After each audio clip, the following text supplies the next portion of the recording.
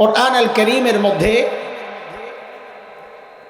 যেই সমস্ত নিয়ামত বর্ণনার ক্ষেত্রে আল্লাহ শব্দ মান্না ব্যবহার করেছেন, মান্না মানে খুঁটা দেওয়া, এই শব্দ যেখানে ব্যবহার করেছেন বুঝতে হবে ওই নিয়ামতগুলো আল্লাহর দেওয়া একটা বড় নিয়ামত। আমরাও তো যখন কাউকে খোঁটা দেই, ধরেন একজনকে আপনি 100 টাকা দিছিলেন, ওই ব্যক্তিকে আপনি 1 লক্ষ টাকা দিছেন। এখন যদি খোঁটা দেন তো কি বলবেন, তোকে না একদিন 100 টাকা দিছিলাম? কথা বলেন না, কয় ঠিক? এখন আজাদি ভাই বয়ান করতেছে, ঠিক কিনা? কইলাম ঠিক, সব তো মুখস্থ ঠিক। মানুষ খোঁটা দেয় বড়টার, কোনটার? যাকে 100 দিয়েছেন তাকেই যদি 1 লক্ষ দেন, খোঁটা দেওয়ার সময় বলবেন না তোরে না 100 টাকা দিছিলাম, বলবেন তোরে না 1 লক্ষ টাকা দিছিলাম, ঠিক কিনা? এবার ঠিক আছে। কাজেই আল্লাহ তাআলা যে সমস্ত নিয়ামতের ক্ষেত্রে মান্না ব্যবহার করেছেন বুঝতে হবে ওই নিয়ামতগুলো আল্লাহর দেওয়া বড় নিয়ামত। সেগুলো কি? যেমন কোরআনের এক জায়গায় আসছে, সূরা হুজরাতের শেষ আয়াতের আগের আয়াত, আল্লাহ বলেন ইয়ামুন্নুনা আলাইকা আন আসলামু কুল লা তামুন্নু আলাইয়া ইসলামাকুম বালিল্লাহু ইয়ামুন্নু আলাইকুম আন হাদাকুম লিল ঈমান ইন কুনতুম সাদিকিন।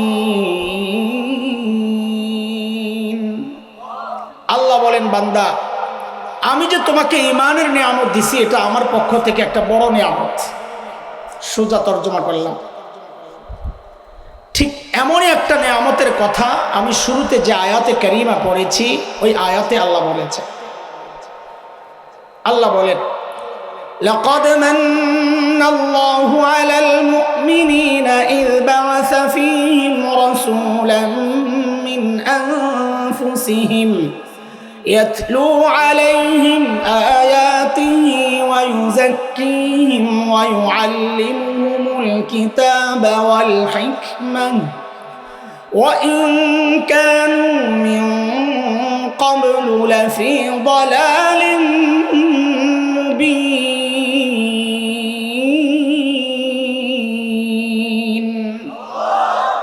আল্লাহ বলেন, বান্দা আমি যে তোমাকে আমার শ্রেষ্ঠ রসুল দিছি এটা তোমার জন্য আমার পক্ষ থেকে একটা বড় নিয়ামত। রসুল কত বড় নিয়ামত জানেননি আপনারা? আমার সাথে কথা বললেন, একটু চিল্লার লাগবো না, একটু কথাবার্তা বলেন। আসেন না গেছেন কি আপনারা? মনোযোগ আছে? এতক্ষণ চিল্লে মনোযোগ থাকে? গরমে দিয়ে আছে? কার কার মনোযোগ আছে? আচ্ছা, মনোযোগ তো আর হাত তুললে দেখান যাবো না, একটা পরীক্ষা করি, পাশ করেন কিনা দেখি। আচ্ছা, কে কে ঘুমাইছেন একটু হাত উড়ায় দেখান তো। আল্লাহু আকবার। আছে আছে, এখনো হাত উড়াইতেছে, হাত উড়াই রাখছে, নামায় না। ঘুমাইলে আবার হাত উঠায় কেমনে? আসলে আমি ঘুমের পরীক্ষা নেই নাই, নিয়েছি তো মনোযোগের পরীক্ষা। এটাও ঠিক, তাই না? সব ঠিক, আল্লাহ তাআলা তো করে দিছে দান কইরা। ঠিক ঠিক।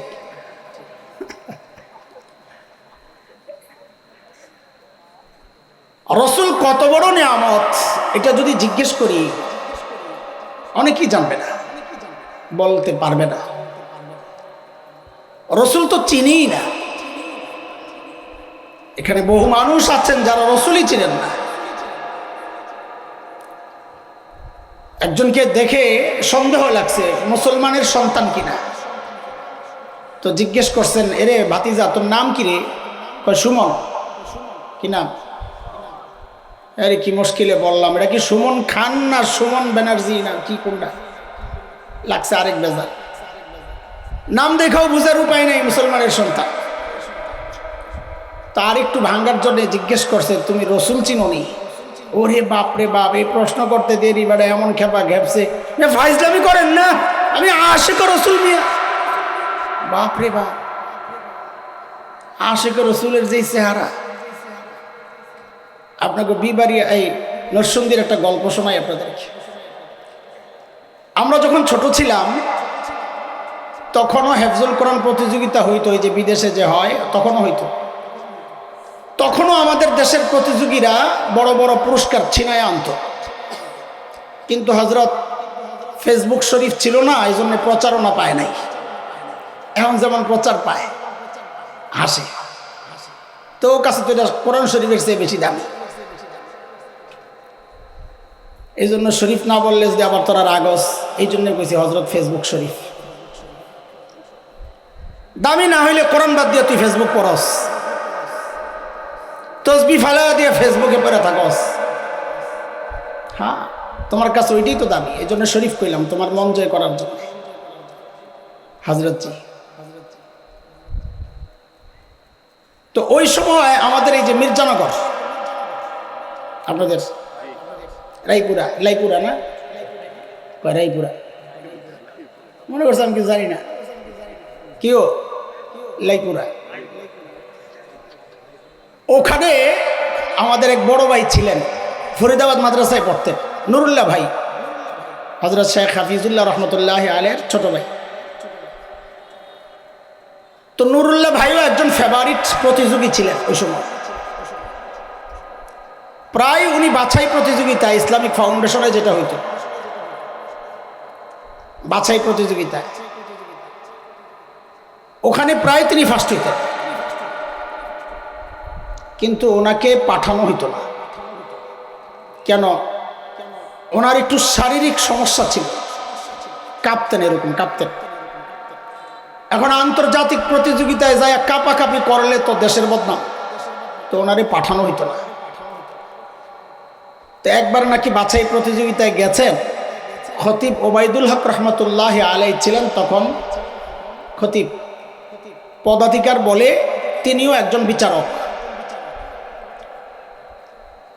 তো হযরত জিজ্ঞেস করতেছেন নুরুল্লাহ, সবাই নুরুল্লাহরে চিনি, ফেভারিট প্রতিযোগী যেহেতু, নুরুল্লাহ আগের মতো কাঁপনি এখন? আমার হাত আর মুখের দিকে তাকাই তৈব, নাইলে জবাব বোঝা যাবে না। তো নুরুল্লাহ ভাই নাকি জবাব দিতেছেন, বলতেছেন হুজুর আগের মতো কাঁপি না। আগের মতো কি করতেছে? আহা, বলে না কথা, মুখে কি বলতেছে? তো মুখে বলে একটা, আর বাহিরে আজকালকার আশেক রসুলদের হালত হয়ে গেছে, আমার মুখে কয় আশেক রসুল, ওর চুল কয় না না আমি আশেক রসুল না, ও মুখে কয় আশেক রসুল, ওর দাড়ি ছাড়া চেহারা কয় না আমি আশেকে শয়তান। কথা ঠিক কিনা? ও যদি আশেক রসুল হইতো তো সুন্নত দিয়া নিজের জীবন সাজাইত। ও যদি আশেক রসুল হইতো নিজের বিবেকে ওই হিন্দি সিনেমার নষ্টা ভ্রষ্টাদের পোশাক পরাইতো না। কথা কন ঠিক কিনা? এই জন্যে আজকে আমরা একটু নবী চিনাবো, নবী চিনাবো ইনশাল্লাহ। ঠিক আছে ইনশাল্লাহ, নবী চিনবো আজকে। কি চিনবো বলেন? সাল্লাল্লাহু আলাইহি ওয়াসাল্লাম। বলেন আজকে আমরা কি চিনবো বলেন? নবী চিন। বলে চিনি না? আর চিনেন, চিনেন, আমিও মানা করি না, চিনেন, কিন্তু আজকে একটু চিনেন না, আবার দেখেন না কেমন লাগে। আমাদের নবী চেনার জন্যে আমাদের বড়রা একটা দারুণ উদাহরণ দিয়েছেন। এই উদাহরণটা যে যত বুঝবে নবী চেনা তত সহজ হবে। একজন বাবা, ঢাকাইয়া বাবা, তো আমার বলতে সুবিধা হবে, অডেল সম্পদের মালিক। অডেল তো বুঝেন, হিসাব ছাড়া। তো বলেন তো ওই বাবা যার অডেল সম্পদ, সে নরম হবে না গরম হবে? টেকার একটা গরম আছে। ওই বাবার একটাই সন্তান, তা মেয়ে। এখন বলেন তো, যেহেতু একটাই সন্তান, তো গরম কম না বেশি? টাকাওয়ালা তো। আবার ওই সন্তান মেয়ে, বাবারা মেয়েদের প্রতি একটু আলাদা দুর্বল থাকে। এখন এই মেয়ের হিসাবে ওই বাবা নরম না গরম? আরে কথা কয়, ঘটনাচক্রে মেয়েটা খুবই সুন্দরী। বলেন তো এইবার এই গরমটা কেমন গরম হইব এবার। আমি এই বাবার নাম দিছি 440 বাবা। ওই যে বিদ্যুতের লাইন আছে না, 440 লাইন, ধরা যায় না, ছোঁয়া যায় না, কাছে যাওয়া যায় না। তো বলেন কোন বাবা? আবার কোন? আমি মাঝে মধ্যে জিজ্ঞেস করব কোন বাবা, তো আমাকে জবাব দেওয়া লাগবে কি। দেখেন আপনাদেরকে একটা কথা বলি, শুরু থেকে শেষ পর্যন্ত আমি একটা টার্গেটে আগাবো ইনশাল্লাহ। একটা টার্গেট, শেষ পর্যন্ত একটা টার্গেটে আগাবো, টার্গেট সামনে। কিন্তু এর আগে আমি নানান জায়গায় ঘুরবো যে টার্গেটে পৌঁছার জন্যই। এটাকে মনে করেন না যে এলোমেলো কথাবার্তা চলছে না। আমি একটা টার্গেটে কথা শুরু করেছি। বিষয়টা কেমন, ঘরে মেহমান আসছে, তো মেজবান মেহমানকে দেখে বাজারে যাবে, মেহমানদারির জন্য বাজার করতে হবে। তো মেহমান বলে কি, ভাই আপনাকে বাজারটা আমিও একটু দেখতে চাই, চলেন। এখন মেহমান এই দোকানে যায়, চালের দোকানে যায়, ডালের দোকানে যায়, গোশতের দোকানে যায়, মাছের দোকানে যায়, সবজির দোকানে যায়। তো মেহমান বলে কি, তোর মিয়া বাজার করবেন ভালো কথা, এত দোকানে যান কেন? তো বাড়িওয়ালা বলে কি, ভাই বাজার করতে হইলে নানান দোকানে যাইতে হয়। আমি কয় দোকানে যাই, কোন কোন দোকানে যাই, এটা আপনার বিষয় না। আপনি দেখবেন দস্তরখানের টেবিলে খানা ঠিক আছে কিনা। কথা ঠিক। তা আমিও আপনাকে লয়ে কিছুক্ষণ বাজারে বাজারে ঘুরুম, এটা নিয়ে পেরেশান হয়ে না বেটাই কুই কুই যায়, এটা আপনার বিষয় না। আপনি দেখবেন জায়গা মতো খানা ঠিক আছে কিনা। ঠিক আছে কথা। ওই 440 বাবা, কোন বাবারে বলা ভাই, আমার সাথে সাথে জবাব না দিলে আমি কিন্তু মুরগি বানাই দেবো। নাইলে সামনের থেকে মনোযোগ দিয়ে না শুনলে সামনের থেকে সর। আমার 10 জন মনোযোগী শ্রোতা দরকার, 10 জন হলেই চলবে। ওই মেয়ে বিয়ের উপযুক্ত হয়েছে। কোন বাবার মেয়ে? তা একজন প্রস্তাব নিয়ে আইছে, ওই ঢাকায়া বাপ কিন্তু মনে রেখো। তো প্রস্তাব লয়ে আইছে। তো বাপ জিগায়, আপনি কেঠা? আপনার মায়ের বিয়ার প্রস্তাব নিয়ে আইছি। আপনি কেঠা? আমি ছেলের খালু ওহি। ওরা হয় হইকে বলে ওহি, আমি ছেলের খালু ওহি। কি হয়? ওরে বাপরে, যেই না কইছে ছেলের খালু ওহি, বেড়ায় এমন খেপা খাপ যা। ওই মেয়া, আমার মাইয়া পৌঁছে গেছে নি, হিমিয়া খালু আইছেন প্রস্তাব লিয়া। বেড়ায় তো ডরে বড়ে শেষ করবে, তো কেঠাইব পোলার বাপ পাঠান। তো বেটায় কয়, মিয়া তো চেতন খেলা কই দিত হয়, চেতন খেলা। তো বাইতে গেছে। কোন জায়গায় গেছে? বাড়িতে না, ঢাকায় বলে বাইতে। কি এটা অশুদ্ধ না, ও হুজুররা জানে। বাইতুন, বাইতুন, বাইতুন মানে বাইতে গেছে। তোমরা মনে করো অশুদ্ধ, আসলে অশুদ্ধ, এটা আরবি শব্দ বাইতুন। বাইতে গেছে। বাইতে গিয়া পোলার বাপরে কয়, বাইরে ভাই তোমার পোলার বিয়ার প্রস্তাব লইয়া তুমি যাও। যেই গরম 440, মনে আছে নি? তো পরের দিন পোলার বাপ আইছে প্রস্তাব লিয়া। ভাই আমি ওই পোলার বাপ। ও আপনি? তো পোলার নাম কি? কবক। আপনার নাম কি? মায়ের নাম কি? দাদা দাদি, বংশ, বাড়িঘর, চেহারা কেমন, হাইট কেমন, চোখ সুন্দর তো? সব খোঁজখবর লয়া বেটাই দেখছে, আরে পোলা তো বড় উপযুক্ত পোলা, আমার মাইয়া বিয়া দেব, রাজি হয়ে গেছে। এবার আপনাদের কাছে আমার জিজ্ঞাসা, এই বাবা কোন বাবা? বলা পাইন্দি ভালোই রে, শয়তানের কথা মনে রাখতে হবে, বালা কথা কইলে তার মনে রাখো না। এই বাবা তার মেয়েকে বিদায় দেওয়ার সময় যখন বাজার করবে, শাড়ি কিনলে দামিটা কিনবে না কম? বাজারের সবচাইতে সুন্দর দামিটা কিনবে। কেন? কারণ তার টাকার অভাব নাই, খরচের জন্য এই মেয়ে ছাড়া আর জায়গাও নাই। তো শাড়ি কিনে তো সেরাটা, পোশাক কিনে তো সেরা, গয়না কিনে তো সেরা, প্রসাধনী কিনে তো সেরা, সব সেরা সেরা জিনিস দিয়া সাজায়া তারপরে মেয়েকে বিদায় দিবে নাকি? এটাই তো হওয়ার কথা নাকি? আরে গরিব বাবাও তো চায় তার মেয়েকে সর্বোচ্চ সুন্দর জিনিসপত্র দিয়ে বিদায় দিতে। সব বাবাই চায়, না থাকলেও চায়। দোস্ত, একজন বাবা তার মেয়েকে যতটা ভালোবাসে, আল্লাহ সুবহানাহু ওয়া তাআলা তার প্রিয় হাবিব সাল্লাল্লাহু আলাইহি ওয়াসাল্লামকে তার চেয়ে হাজার কোটি গুণ বেশি ভালোবাসে। একজন বাবা যদি তার মেয়েকে বিদায় দেওয়ার সময় সব সেরা সেরা জিনিস দিয়া সাজায়া বিদায় দেয়, তা আপনারাও বুঝেন আল্লাহ আমার নবীকে দুনিয়ায় বিদায় দেওয়ার সময় সব সেরা সেরা জিনিস দিয়া সাজাইয়া তারপরে আমার নবীরে দুনিয়ায় পাঠাইছেন। সব সেরা জিনিস যা দিছেন সেরা। কি আমরা একটু একটু করে আলোচনা করব কি দিছেন সেরা, কিন্তু এটাই আমার আলোচনার মূল মাকসাদ না, এটা মাথায় রাখা। টার্গেট আরেক জায়গায়, বহু দূর থেকে আমি ঘুরে আসবো। এটার প্রক্রিয়াটা কেমন হবে তাও একটু বুঝায় নেই। ছোট্ট বাচ্চা নিয়ে গেছে হসপিটালে, ডাক্তার দেখে আরে সর্বনাশ, বাচ্চার একটা ইঞ্জেকশন দেওয়া লাগবে। ডাক্তার কিন্তু ধৈর্যই বাচ্চার ইঞ্জেকশন পুশ করে না, কি করে একটা চকলেট ওরা হাতে ধরায় না, ও খাও আপু খাও। ওই বাচ্চা চকলেট খায়, ডাক্তার আস্তে আস্তে ইঞ্জেকশন রেডি করে।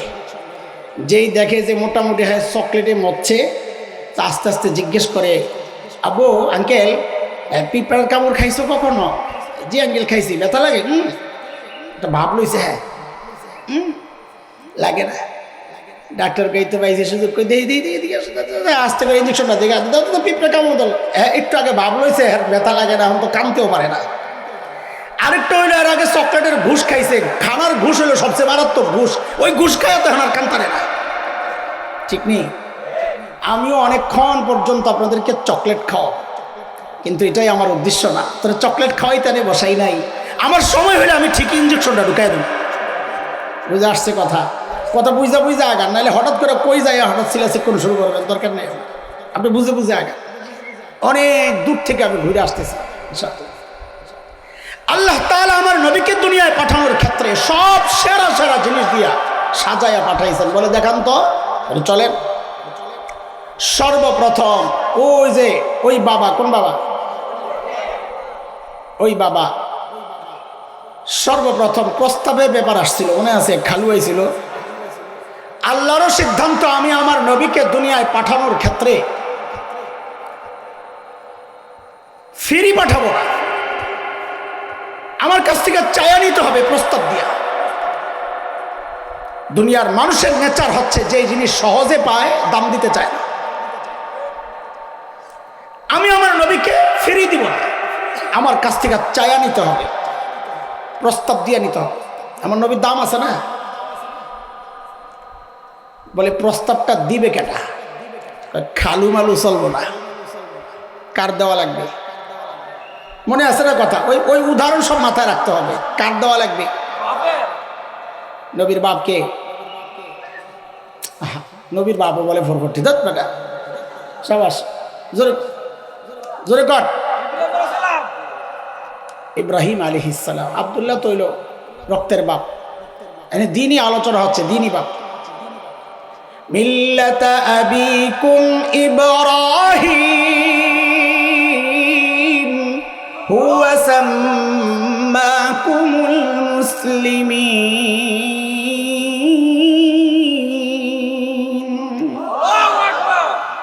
কয়দিন আগে বেলাতুল্লাহ আছেন, ঘুমাইতেছে। কয়দিন আগে আমার একজনে হোয়াটসঅ্যাপে আরবের এক কোন পেজ না কি এটার একটা লিঙ্ক পাঠাইছে।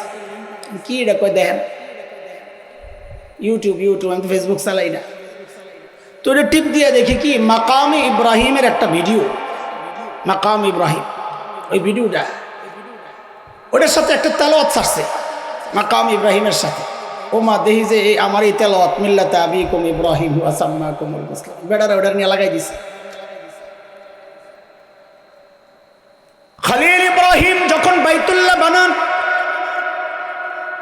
আল্লাহ খলিলের দিলের মধ্যে ওই কথা ঢেলে দিয়েছেন, খলিল এমন দামি একটা কাজ আপনি করেছেন, খলিল আমি আপনাকে পুরস্কার দিতে চাই। কি নিবেন বলেন?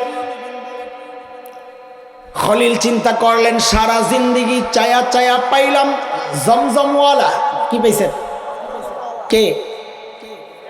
ইসমাইল আলাইহিস সালাম। জমজমওয়ালা মানে খলিল চিন্তা করলেন, সারা জিন্দেগি চায়া চায়া পাইলাম জমজমওয়ালা, এইবার আর আমি ছোট মোটো কিচ্ছু চাইবো না, সেরাটাই চাইবো। এইবার খলিল চায়া বসছেন আল্লাহর কাছে কাউসারওয়ালা। কারে চাইছেন? কাউসারওয়ালা। তো প্রস্তাব পাঠাইছেন খলিলুল্লাহ। বলেন আহা জোরে কর, তাড়াতাড়ি আমার জায়গা যাইতে তো পরে হাসপাতাল বন্ধ হয়ে যাবে চকলেট খাওয়াইতে খাওয়াইতে। প্রস্তাব পাঠাইছেন, সবাই একসাথে বলেন, প্রস্তাব পাঠাইছেন। খলিলুল্লাহর পাশে কিন্তু আবার বসা জবিহুল্লাহ ইসমাইল আলাইহিস সালাম। আপনি দেখছেন নাকি? আমি দেখুন কর্তিকা। খলিল যে দোয়া করছেন আল্লাহর কাছে, কি দোয়া দেখেন। আজকে 3টা আয়াত, শুরুতে আমি একটা পড়ছি, এর আগে আমার ভাই হেদায়েতুল্লাহ আজাদি সাহেব একটা পড়ছেন, আর এখন একটা পড়তেছি। এই 3টা আয়াতের একই অর্থ, খালি একটু আকপিস দিয়ে উলামারা জানেন। খলিল দোয়া করছেন, রব্বানা ওয়াবাস ফীহিম রাসূলাম মিনহুম ইয়াতলু আলাইহিম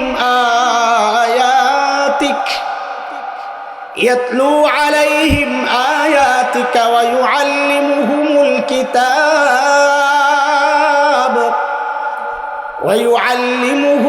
কিতাবা ওয়াল হিকমাতা ওয়া ইউযাক্কিহিম ইন্নাকা আনতাল আজিজুল হাকীম। বলেন প্রস্তাব পাঠাইছেন কে? আল্লাহ। বাইতুল্লাহ তো বানালাম, এমন একজন রাসূল চাই যিনি, ওই যে আমার ভাই আজাদি যেই আয়াত পড়ছেন ওখানে 4 মিশনের কথা বলা হয়েছে না, এটা খলিলের প্রস্তাব। এমন একজন রাসূল চাই যিনি ওই 4 মিশন আদায়ের মাধ্যমে এই বাইতুল্লাহর আশপাশকে আবাদ করবে। সুবহানাল্লাহ। তো প্রস্তাব পাঠাইছেন খলিলুল্লাহ। বলেন পাশে বসা ওই প্রস্তাবের সাথে, মানে ওই দোয়ার সাথে দোয়া করছেন, আমিন বলছেন, মানে ওই প্রস্তাবে সুপারিশ লাগাইয়া দিয়েছেন জবিহুল্লাহ। তো বলেন এবার ঠিক করে, প্রস্তাব পাঠাইছেন কে? সুপারিশ করছেন কে? যেই অফিসে বসে ওই কারবারটা চলছিল, ওই অফিসের নাম হলো বাইতুল্লাহ। অফিসের নাম বলেন এবার আবার, প্রস্তাব পাঠাইলেন কে? সুপারিশ করলেন কে? অফিসের নাম কি? আল্লাহ দেখছেন খাইছে। খলিলুল্লাহর প্রস্তাব, জবিহুল্লাহ আমিন বলেছেন বাইতুল্লাহ বসে বসে। আল্লাহ বলেন যান, দোয়া মঞ্জুর, দোয়া মঞ্জুর, পাঠায়া দিচ্ছি হাবিবুল্লাহ। নবী যান, যান, আপনার বাপ আপনারা চাইছে, প্রস্তাব দিছে, যান তাড়াতাড়ি যান। আল্লাহ আল্লাহ দুনিয়ার দিকে তাকায়া দেখে ব্যবসা ভালো না, একটু খারাপ, ওয়েট। এইবার বুঝেন কি আল্লাহ বুঝাইতে চাইছেন, এটা বুঝেন। মাহফিলের প্রধান বক্তা একজন থাকে না, তার একটা নির্দিষ্ট টাইম আছে, কথার কথা 10টা, তিনি 10টায় আসবেন। কিন্তু বেচারা আসার সময় 5 দোনার মোড়ে আটকায় গেছে, প্রচন্ড জ্যাম। আয়োজকদের কাছে মেসেজ পাঠাইছে, ভাইজান আলামিন ভাই, বেলায়েত ভাই, আমার তো 10টায় আসার কথা, 10টা মিনিট 15 মিনিট দেরি হইতে পারে, আগের যে বক্তা তাকে বলেন একটু চালায়া নিতে। তো ওনারা তাড়াতাড়ি একটা চিরকর একটা স্লিপ লেখা বক্তার কাছে দিচ্ছে, ভাইরে যত বড় বক্তা হোক, বয়ানের ফিনিশিং দেওয়ার পর যদি বলে আরো 10 মিনিট চালায় নেন, মেজাজটা খারাপ হয়ে যায়। কারণ তখন আর কথা লাইনে থাকে না, লাইনের কথা শেষ। পাবলিকও ডিজিটাল, পাবলিকও বুঝা ফেলে, কথা আর এখন লাইনে নাই। তখন শ্রোতাদের মধ্যে 3টা গ্রুপ হয়, 3টা গ্রুপ। এক গ্রুপ আমার মতো বোকাশোকা যারা, এরা চুপচাপ বসে থাকে, কই যাবো আর। আরেক গ্রুপ বুড়া মানুষ, মাজুর, কয়েকটু অজু আস্তেন্দা সাইরা আসে। আরেক গ্রুপ এই যে এদিক দিয়ে বেশি দেখা যাইতেছে জুয়ান পোলা পাই, ওরা দূরে যায় শয়তানের লেঞ্জাটা। কিরে কথা কত করে কই নাই আর কি, রাগিস না আবার, বলে আবার যাইস না, বলে আমার সরম যায় না, তোরা তো খাস না, এখনকার পোলা পাই বিড়ি খায় না, বড়টা খায়। তোরা না যারা খায় আর এখানে আসবে না, ঠিক কিনা? আর আমাদের কলিজার টুকরা, এই বয়সে আমি বসতাম না, ওরা তো বসছে। আল্লাহ তোদেরকে হেদায়েত নসিব করেন। সুন্নতের জিন্দেগি দান করেন। এর মধ্যেই মাহফিল এলোমেলো হয়ে গেছে, বেচারাও কথা এলোমেলো চলতেছে, মাহফিলও এলোমেলো। এর মধ্যেই আপনাকে ব্রিজ পার হয়ে এই প্রধান বক্তা ফোন দিয়েছে, ভাইও আয়া বসছি। হ্যাঁ, সময় মতো বক্তা না আসলে আয়োজকদের কলিজা শুকায়া যায়, আর যখন আসে তখন খুশিতে কলিজা বড় হয়ে যায়। তাড়াতাড়ি আবার একজনকে পাঠাইছে যে একটা স্লোগান দাও, প্রধান বক্তা আসছে। তো স্লোগান দেয়, প্রধান বক্তার আগমন, শুভেচ্ছা, স্বাগতম, লিল্লাহি তাকবীর, আল্লাহু আকবার। স্লোগানটা কেন দেয়? মজমাডারে জমানোর জন্যে। ঠিক কিনা বলেন? এগুলো হয় কিনা? কিন্তু নিয়ম হইল স্লোগান অন্য কেউ দিবে না, বক্তা নিজে দিবে। বক্তার আলোচনা থামায়া কোনো স্লোগান নাই, এটা একটা ভুল। হোক তিনি ছোট মানুষ, যেই হোক, ছোট বড় বিষয় না। ছোট মানুষ হোক, এই ক্ষেত্রেই বেশি হয়। বড় কেউ আসতেছে তো স্লোগান দেওয়া শুরু করছে। আরে ভাই, মানুষটা কোরআন হাদিসের কথা বলতেছেন, যিনি আসতেছেন তিনি সম্মানী হয়েছেন এই কোরআন হাদিসের কারণে। কোরআন হাদিসের আলোচনা থামায়া কারো জন্য স্লোগান দেওয়া যাবে না, কথা বলেন না? এই জন্য স্লোগানটা বক্তা নিজে দিলেই ভালো, বয়ান থামায়া। তো বক্তা স্লোগান দিছে, মানুষ সব দৌড়ে আসছে, এই বড় হুজুর বেলা আয়া পড়ছে, ও তাড়াতাড়ি দৌড়তে, সব বিড়ির পুট্টি পুট্টি ভালো সব দৌড়। আল্লাহ তাআলা আমার নবীকে দুনিয়ায় পাঠানোর ক্ষেত্রে এই বিষয়টাও লক্ষ্য করেছেন। হাবিব, একটু অপেক্ষা, মজমাটা একটু এলোমেলো হয়ে গেছে, আমি একটা স্লোগান দেওয়া এলই। স্লোগান কে দিবে? বলে আগের বক্তা হযরত ঈসা আলাইহিস সালাম দিবে। স্লোগান দিবে কে? আগের বক্তা কে? বলেন, আগের বক্তা কে? আমাদের নবীর আগের বক্তা কে? আর প্রধান বক্তা কে? প্রধান বক্তা হযরত ঈসা আলাইহিস সালাম স্লোগান দিলেন। দেখেন, আমি আমার সমস্ত কথা কোরআন থেকে বলবো ইনশাআল্লাহ, তবে ডাইরেক্ট বলছি না, অনেক ঘুরাই আপনাদের বুঝাইয়া বুঝাইয়া মগজে জিনিস ঢুকায়া তারপরে আয়াত ঠিক করো। সূরা সফ, ইনশাআল্লাহ সূরা সফ আয়াত 6, হযরত ঈসার স্লোগান। وَإِذْ قَالَ عِيسَى ابْنُ مَرْيَمَ يَا بَنِي إِسْرَائِيلَ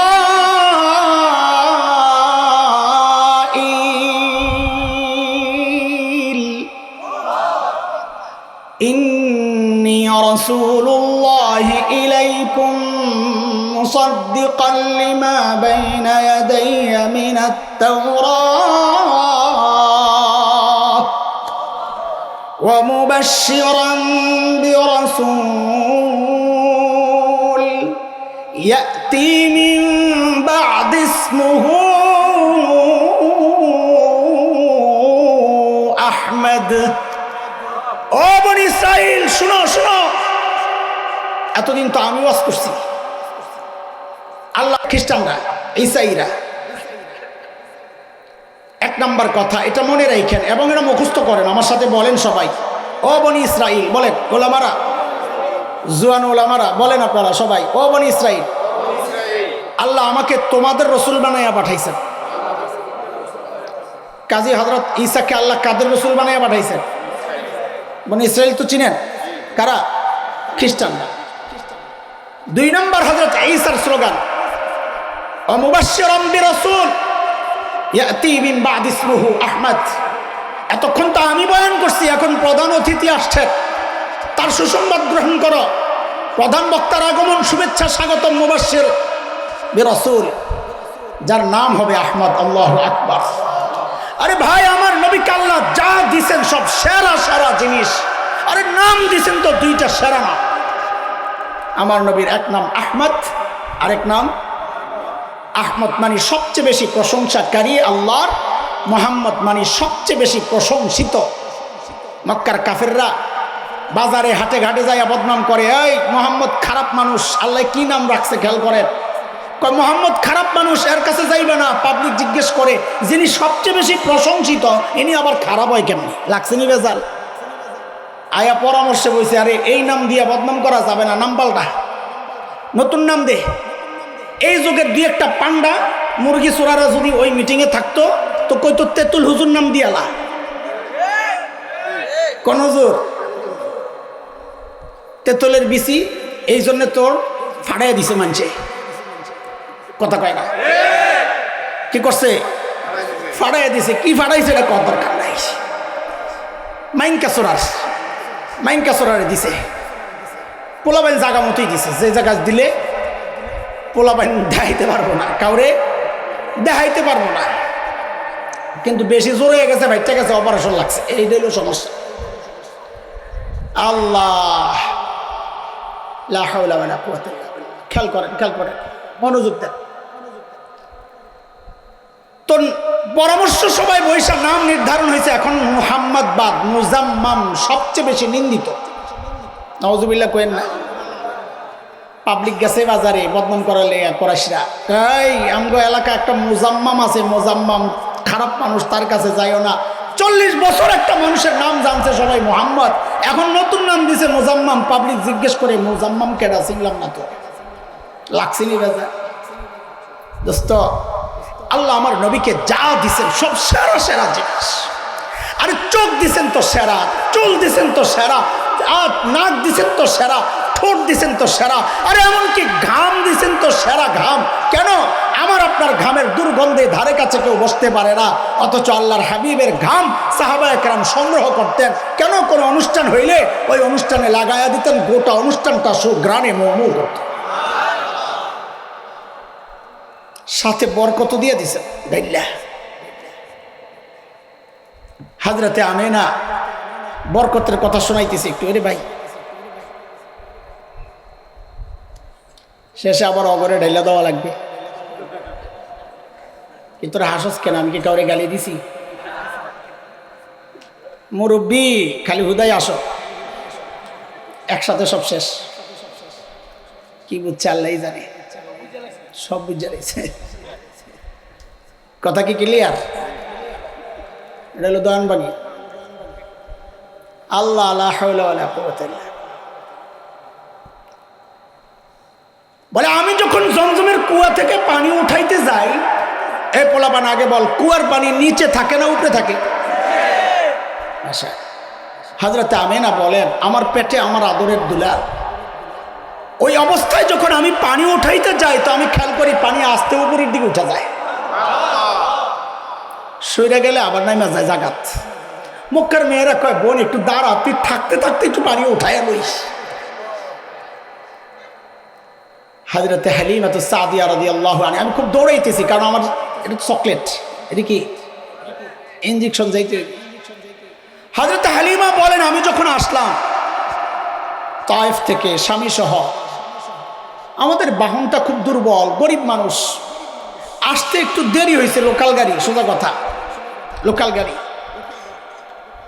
মক্কায় আইসা দেখি সব ধনী ঘরের ছেলে বন্টন হয়ে গেছে, বাচ্চাদেরকে নিয়ে তায়েফে নিয়ে লালন পালন করতো। ওখানে পরিবেশ ভালো তো বাচ্চারা রুষ্টপুষ্ট হয়। মক্কা থেকে বাচ্চা নিয়ে যাইতো, খরচ দিত, তারা লাইলা পাইলা বড় করে পাঠিয়ে দিত। হযরতে হালিমা বলেন মক্কায় আইসা দেখি সব ধনী ঘরের বাচ্চা শেষ, আগে আগে সবাই যায় এলো এলিস, আমরা যাই শুনি কোনো বাচ্চা নাই। হায়, খবর পাইলাম একটা বাচ্চা আছে, ওরে আনতে কেউ যায় না। কেন? এতিম বাচ্চা, খরচ দিবে কে? বাপ নাই। হযরতে আমেনা বলেন স্বামীকে বললাম খালি হাতে যাওয়ার চেয়ে চলেন ওই এতিম বাচ্চাদের সাথে নিয়ে নেই। আসলে কপাল খুলছে। আসলে হযরতে হালিমা সাদিয়া বলেন যখন বোন আমেনার ঘরে ঢুকলাম, বাচ্চাটা শোয়ানো, আহারে চেহারার দিকে তাকায়া মনে হইল এটা সাধারণ কোনো মানুষ না, আসমানের ওই চাঁদের টুকরা, এত সুন্দর। দৌড়াইয়া যায় বুকে জড়াইয়া নিলাম। আমার কাছে মনে হলো আমার সাথে জুড়ে আছে, ছাড়ছে না। স্বামীকে বললাম টাকা পয়সা লাগবে না, বড় নিয়ামত পাইয়া গেছি, চলে। বলে যেই না বাহনে যায়া উঠছি, আমি পেছনে আমার আদরের দুলাল আমার বকে, সামনে স্বামী। ও যুবকরা খেল কর, সামনে স্বামী। যেই না আমার স্বামীর সামনে উঠলো, অমনি বাহনটা ধপাস করে বসে বসছে। আমি অবাক হয়ে তাকায় আছি, কিরে এই ছোট্ট বাচ্চা 1.5-2 কেজি তো হবে, এই বাচ্চার ভারে এই বাহন তো বসে যাওয়ার কথা না। এই বাহন আমাদেরকে সেই সুদূর তায়েফ থেকে নিয়ে আসছে। কেমন কেমন জানি লাগতেছে গন্ডগোল। স্বামীরে বললাম দেখি একটু নিচে নামে দাঁড়ান তো দেখি। যেই না আমার স্বামী নিচে নেমে দাঁড়ালেন, অমনি বাহন লাফ দিয়া দাঁড়ায় গেছে। হযরত হালিমা বলেন, লাফের নমুনায় বুঝলাম ঘটনা অন্য কিছু।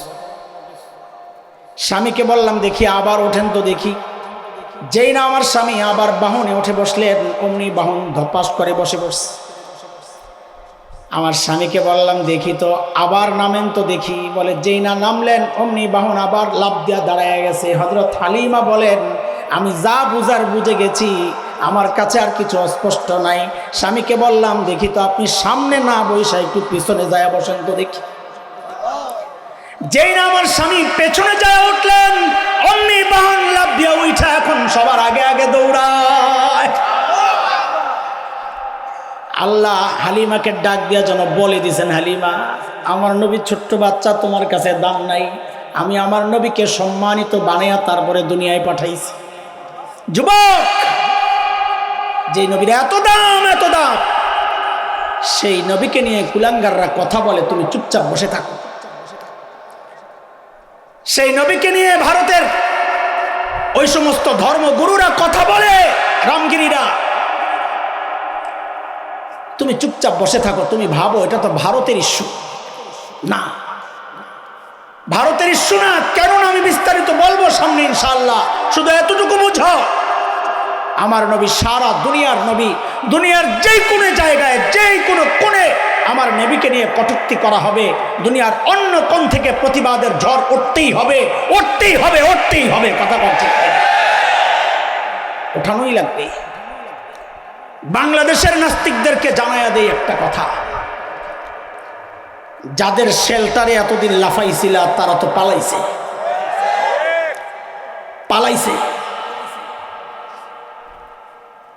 কাজে সাবধান হয়ে যাও।